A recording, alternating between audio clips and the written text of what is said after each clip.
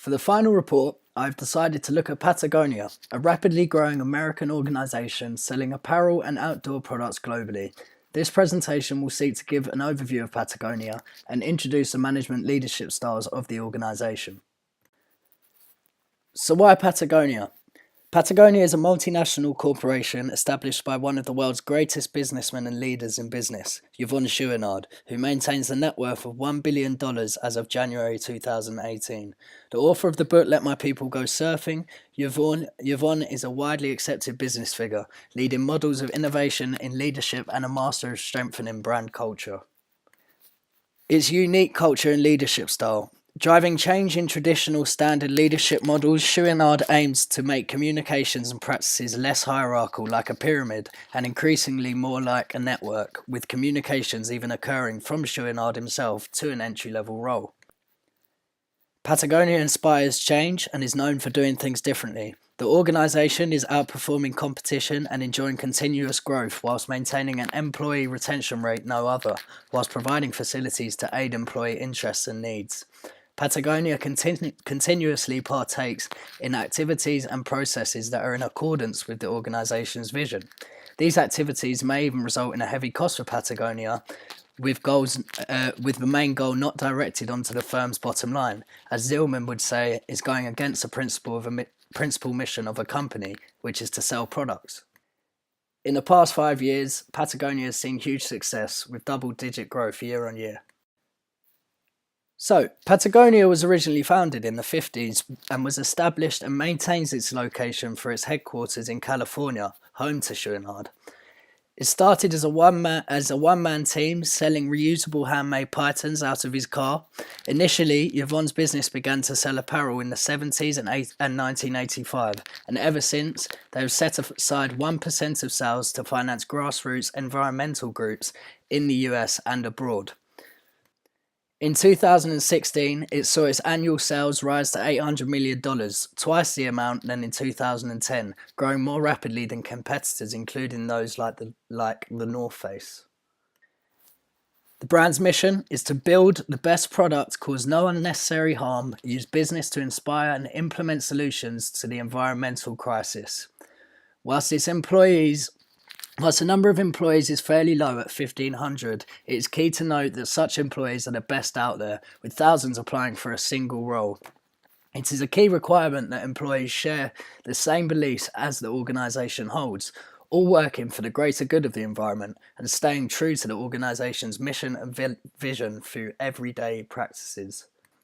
The target market is also one who is attracted by the ethical practices undertaken during the processes of creating a product.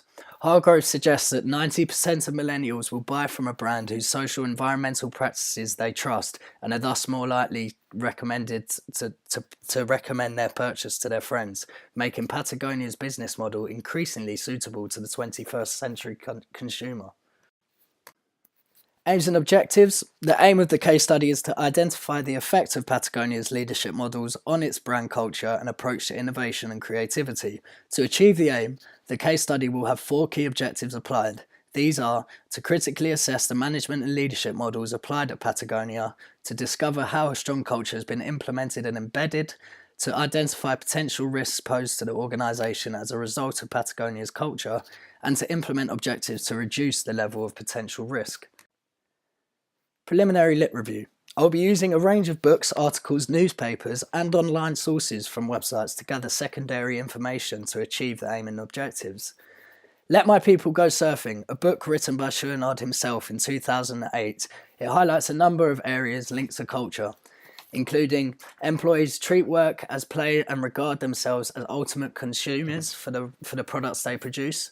They have to be careful whom you hire, treat them right, and train them to treat other people right. Patagonia do not like to advertise. They'd rather people to seek them out, or they prefer to seek people through an informal network of friends, colleagues, and business associates. What all employees must share is a passion for something outside themselves, whether surfing, climbing, gardening, skiing, or things such as community activism.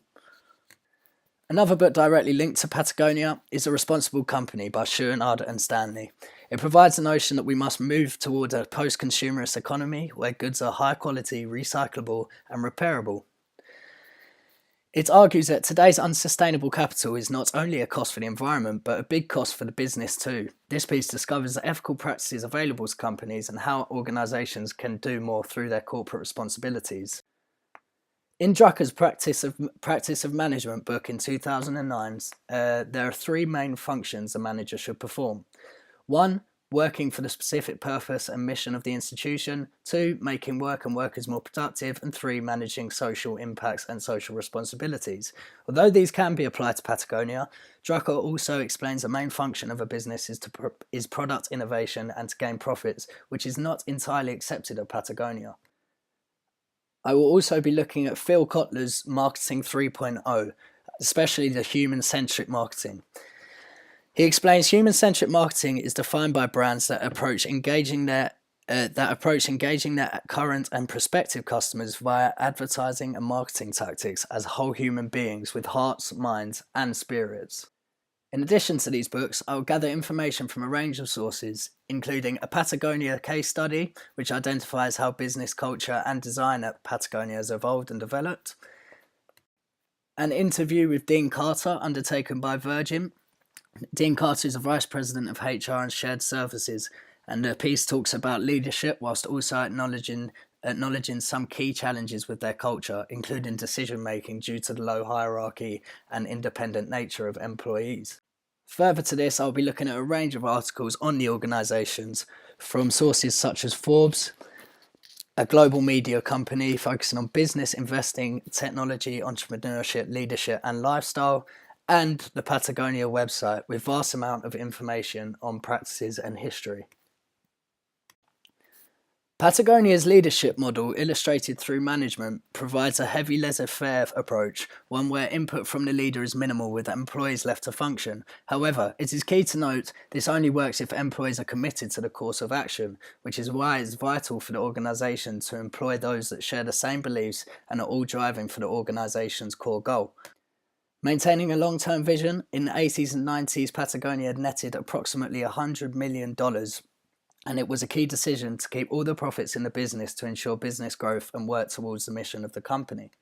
In the interview with Virgin, Dean Carter suggests that anyone in the organisation can be a leader, demonstrating the trustworthy network and flat hierarchical system in place, with leaders being anyone from any level picking a mountain, the organisation's term for a challenge. The job for the leader is to get out of the way and keep everybody directed at the goal, with the manager role applied more as a mentor. Flat structures like this simply give employees a sense of agency, a feeling that they are in control, that they have genuine decision-making authority, and this can radically increase how much energy and focus they bring to their jobs. When applying Blake's leadership grid, we can see that Chouinard possesses characteristics posed from the team management section. With a high level of concern for people and the task, it is clear that Patagonia's leader is suitable for this section of leaders. Blake and Mouton see this area as the most effective style, with a leader that feels empowerment, commitment, trust and respect are the key elements in creating a team atmosphere. Research methodology. A questionnaire for Patagonia employees will be provided on a Likert scale to give me quantitative research, and I will attempt to get multiple answers to improve the credibility of results, but this will gain specific, truthful perspective of the organisation internally. This will be undertaken in February 2018, and the questionnaire will be provided via email and online. Dornier and Tageshi suggest questionnaires are attractive due to their unprecedented efficiency in terms of researcher time, researcher effort, and financial resources. There could be one problem here. It is a massive company and it's not UK based, and I'm only in contact with one employee, which reduces the possibility of getting replies. Another primary method is seeking information from annual reports. These will be online databases or company websites or company reports. It will help me identify and acknowledge any risks and aid me with trend watching. The annual reports, however, may be dated, as data available online is not often up to date, around 5 to 7 years for each company. This could represent false data. However, trends could be acknowledged. This will be undertaken in March 2018 at the end of the financial year, which should provide fresh results from the previous year they just had.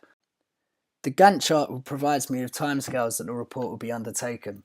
The literature review will be done early March from the 1st to the 9th, the design of the questionnaire from the 20th of March to the 26th, the sample questionnaire from the 9th of April to the 16th of April. The questionnaire will go online and be sent out on the 23rd of April, giving respondents 2 weeks to reply till the 7th of May. The findings and report will be written up on the 7th of May to the 18th and with final submission on the 20th of May. Thank you for listening, and the next 2 slides are my references.